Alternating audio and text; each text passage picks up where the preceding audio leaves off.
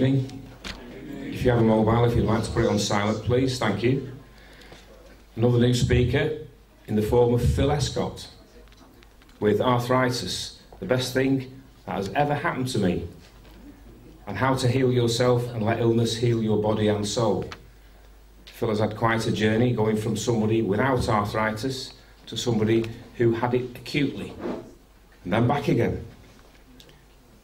Phil felt he should write about his journey so others may benefit. The standard practice is to live with it, along with painkillers and anti-inflammatories, and Phil's book of the same title became a bestseller. Phil tonight shares his journey as encouragement to others afflicted with arthritis. He'll also cover the dark side of hallucinogenics. This is a talk addressing more than just the physical. Please welcome Phil Escott.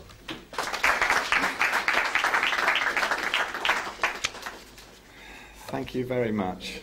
Thank you so much for coming out. I hear that this is a very open-minded audience, so I'm looking forward to getting into things that I normally can't get into on these kind of healing talks where you can only go so far, so that's cool. It's a talk on subtraction, really. When we get ill, we're always looking for a cure, we're looking for something extra, we're looking for some sort of a magic potion to get us better, and really there isn't such a thing. Sometimes we find one, but usually it's a matter of taking away all of the stuff that's causing the problem in the first place. Stand a bit closer to the mic, please. Yeah, sure. So I've discovered this template of how to shift chronic disease. It's none of it's my invention, but this is my journey through it. I found when I was healing that the most inspiring things were the personal stories, the personal journeys. So I'll make no apologies for making this quite a bit about my journey, because I think it illustrates it quite well. It's been kind of a weird thing. I'm going to do it in two parts. I'm going to do the first part on how I started to get rid of it, and then the second part on really the deeper causes of illness, exactly what happens, how things come from the subtle to the gross, because after all, the soul is the densest part, or rather the body is the densest part of the soul, and so things always come through that way.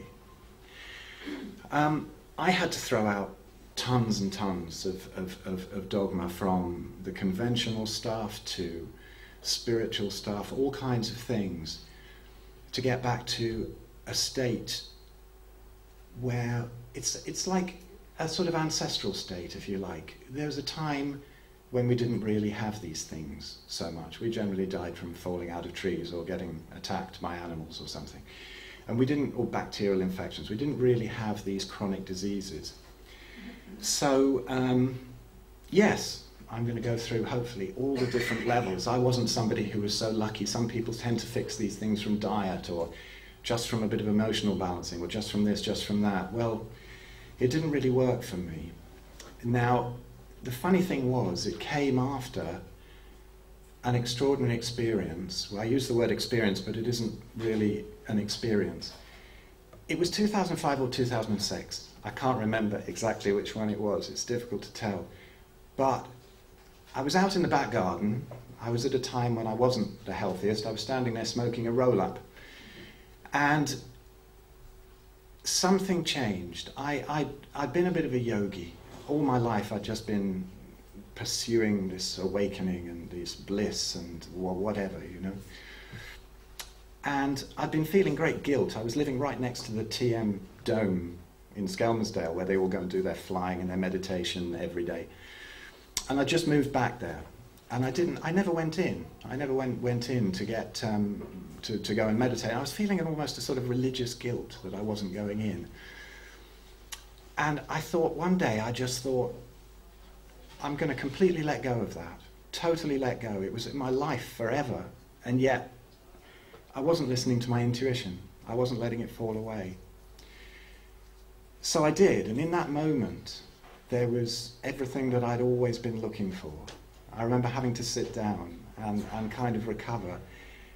And then the next few years was spent stabilizing this. And that was about 2005, 2006. And 2010, I found myself quite suddenly well, the acute phase of it, just completely crippled with psoriatic arthritis, which is basically rheumatoid, you know, doing the inflammatory version, the autoimmune version. And it was very strange to me that after something like that, these 4 years that I'd had of thinking, that's it, I'm sorted. But that's where the spiritual ego comes in, isn't it? We're never sorted. There's never an end point. But there was that vision of exactly always what I wanted to see, of our essential nature. And that never went away, even during the illness. So I'm going to do most of the stuff on that. I'm going to come back to that in the second part. But now, let's go through and see what's been happening with all this chronic disease. There's a huge epidemic, as everybody knows. The docs are fighting against it. There's obesity, diabetes, autoimmunity is rife. It's much more common than cancer or anything like that. People have little autoimmunity from, you know, a little bit of psoriasis, eczema, a little bit of irritable bowel, something like that. But it goes through to so many other conditions. The heart, liver, kidney disease, cancer, mental illness, very much all tied in with this whole ancestral thing. Conventional medicine looks for the answers in labs. Science is a great thing, you know, but to find out the answer to something that has so many causes, it's never really going to work. I don't believe that they'll ever figure out a pill to cure a chronic disease. It's just too complicated. It's not going to work. They'd have figured out the cure for cancer by now if they're ever going to. But, you know, there is obviously a way out of it, or many ways out of it.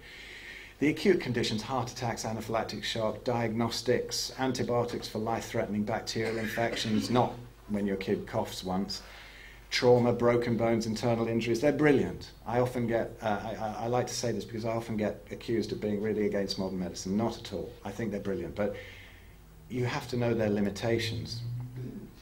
And what happens when you've been diagnosed? I did the same thing. I wrote a book back in '96 about healing and Ayurveda and vegetarianism, all this sort of thing. I thought I really knew what I was on about.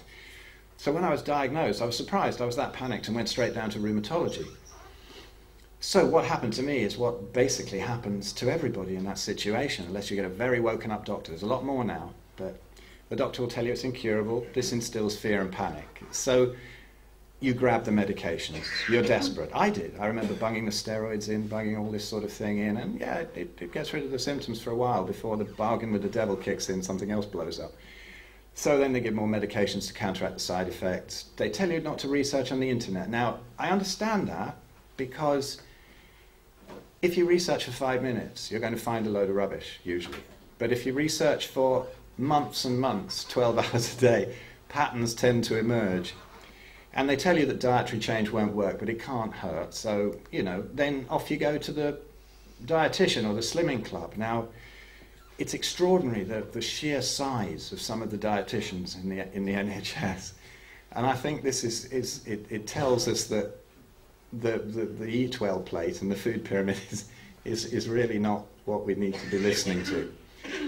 And slimming clubs, great, they lose a load of weight. The trouble is they focus on that rather than overall health, mitochondrial health. You go to Slimming World or Weight Watchers or something, you're not going to hear about what feeds your mitochondria, what resets the clocks, the cellular signaling, reducing inflammation. It's not going to happen. They're recommending inflammatory foods like whole grains and things like that. We'll come to that. They warn against high-fat foods. I think that anybody who calls themselves a dietitian and still thinks there's something wrong with saturated fat is quite a way behind the times. The weight loss, you know, it's fat loss. Is it muscle loss? Is it fat loss? They believe that health and fat loss are all about diet. There's many, many other factors, as I came to realize. So, how am I qualified to disagree with this traditional view? Well, on the left, probably, I think that's about 2009, judging by the age of my daughter. Everything wrong there, really. I'd run a gym. And I'd been very, very healthy and, well, no, I'd been fit and I'd been very muscular in the late 90s. And then I just ignored all my own advice, let alone the advice that I was to find out was probably more closer to being correct. But when I say correct, in any of these things, please, I've thrown out so many layers of dogma over the years. Don't think that what I'm saying is gospel. I don't think that. I'm always open to more and more things. All I can say is that I was fortunate enough to be interested in it all my life, but also to have enough money to lie on the sofa and research 12 hours a day when I was ill, and with an absolute passion, and for years. And so the things that I've come up with, I know they're massively effective. I've tried them on other people. So many doctors since are coming up and learning about this. But anyway, on the left here, you know, I was still exercising, wasn't losing any weight. Obviously, my pancreas was pretty knackered because I was just putting on more and more weight. I was always inflamed, hot, rosacea, kidney stones, fatty liver. I didn't drink. I do now because I can take it. But then I didn't. And they said, are you a heavy drinker? You've got a fatty liver, you've got cysts on the liver, calcifications in arteries. Oh, I could go on and on. I mean, there were so many things going wrong. But then the niggles in my back, the niggles in joints, this and that, at the end of 2010 just exploded. Both ankles that big, knee came up like this, back, neck, wrist, everything went. It was like there was a whole fire through the body. But anybody who's experienced any autoimmunity, it's horrendous. It's systemic. It's not just in the joints. And then I thought, right, I'm going to have to do something about it. And on the right there, not fully healed, but maybe a year later, maybe 18 months later, and suddenly, for the first time in my whole life, after running a gym, writing for mountain bike mags, being a rock climber, everything I'd done, never got lean. I got quite fit, I got quite muscly, but never got lean. And then lying on the sofa, eating massive amounts of calories of saturated fat and animal products, suddenly things were clearing up like mad, and I had my first set of abs. And at that point, I thought, the conventional wisdom really needs looking at here. There's something a bit wrong. This was top left, dreadlocks there. That's the, you know, I'd set that up because I'd started a website about how to stay healthy and fit, and it wasn't working for me. But I thought if I implement it more and more, it'll work. I took that about 2009. I thought, I'll get myself really fit and healthy. And it completely backfired, because by the end of the next year I couldn't even move, and I thought, my God, I've got this health website, what am I doing? So anyway, the first step was to go completely raw vegan, you know, going back through vegetarianism. I had the whole TM meditator's frame of mind where I thought, okay, great, vegetarianism, more into that area. Vegan, raw vegan, let's do the juicing, let's do the fasting. The fasting was great, cuts inflammation beautifully. But the second picture there, it's skinny with the dreadlocks. I'd lost all the muscle. I hadn't lost a lot of the inflammation, and it was clearly the wrong way. The bottom left one in Thailand, really inflamed ankles. You say I could barely walk on them. And I could get out if I was dosed up with painkillers that was destroying my gut, but it wasn't a very happy thing. The one at the bottom, actually, that was when I stopped doing the vegan thing, and I started to discover this whole ketogenic business, getting into ketosis and how incredible it is for inflammation. I'd also discovered cold thermogenesis, which is, I'll get into a little bit more later.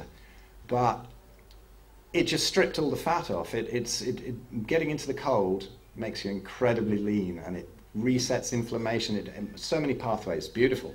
And it was a turning point, even though that was the worst one. I mean, you can see here, this leg, the knees horrendous, the quad's gone. It's a horrible systemic disease. And then things started to turn around, and then up here, it's obvious that the body's coming back in. I just suddenly had this lean body again, and it was amazing to watch it. And then the one down from that, back on the drums. I thought I'd never play drums again, and I play every week, and no problems whatsoever. I feel fitter than I did at 20. And then I managed to put some of the weight back on. I did get down that picture of coming out of the pool. I was 9 stone. Started off at 15 stone and ended up at 9 stone. And it was part, I understand now, it was a bit alarming for a while because I was absolutely stuffing myself. But I realized that this often happens as you rebuild things. You know, you have to have the courage. A doctor will tell you, oh, what are you doing? You can't do this, you're losing weight. You have all these things.